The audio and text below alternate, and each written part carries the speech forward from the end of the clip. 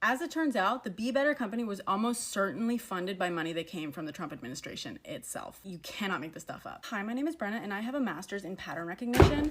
So trust me when I say I saw this coming from a mile away. I've not been cheering this on because I actually enjoy a lot of his videos and I think he's said a lot of good things in some of them.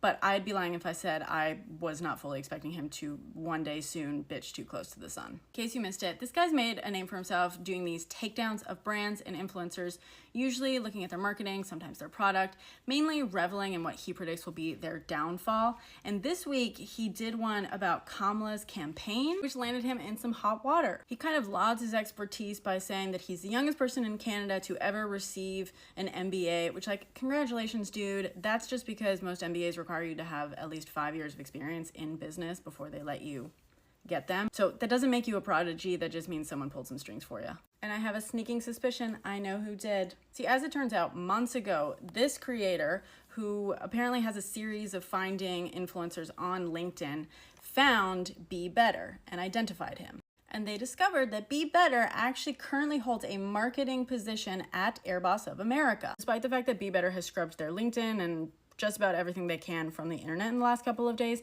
I have pretty much been able to verify this.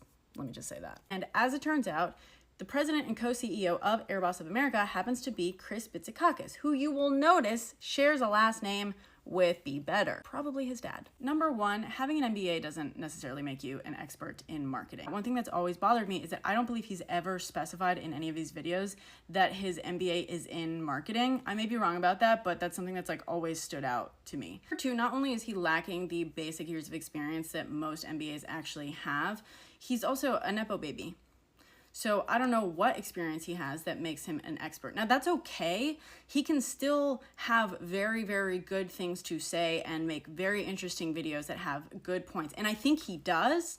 However, that whole thing with the MBA that is done on purpose to make you think like he's some sort of prodigy and something that he's frankly not. Number three, if someone's such an expert in marketing, I don't know why you're using your work account to take down other brands and just stir up a bunch of controversy and drama. Number four, if he's an expert in marketing, that doesn't make him an expert in political campaigns. It doesn't. They're different.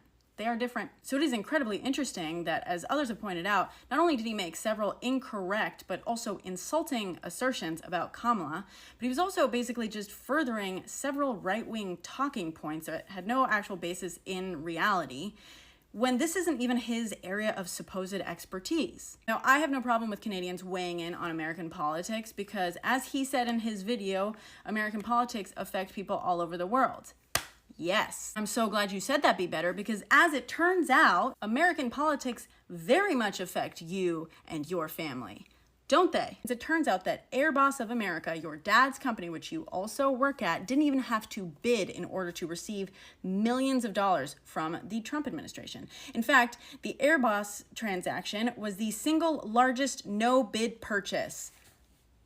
Wow. In fact, this transaction has been the subject of much curiosity and investigation in the years since because it was so unusual. Funny how this deal went through without meeting any of the usual requirements, much like you got your MBA without meeting any of the usual requirements. I guess it makes sense now why you would take down Kamala on your business account, since that windfall probably let your family do a lot of things, including funding your business.